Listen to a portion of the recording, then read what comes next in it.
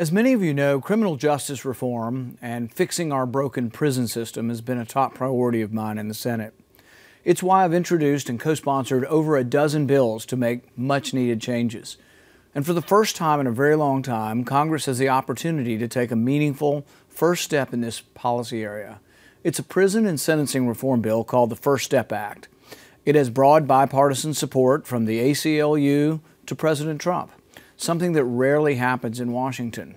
Over the past several months, I have loudly advocated for bringing this popular and bipartisan bill to the Senate floor. From the halls of the Capitol to the airwaves in Kentucky, I've urged fellow Kentuckian Senator McConnell to give us the chance to pass this bill. On Monday of last week, standing alongside Republicans and Democrats at the Louisville Urban League, I repeated my call for action. Many across Kentucky, where 70% of Kentuckians think this bill deserves a vote, joined me in making their voices heard.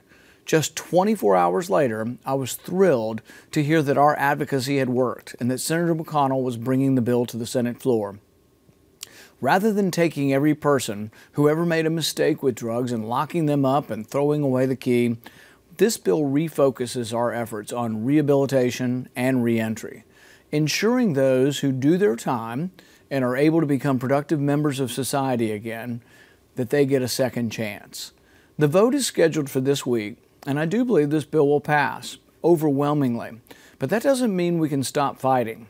So in these final days, we all need to continue telling our members of Congress that we want these reforms. We want to take this first step together as a nation united behind this important cause.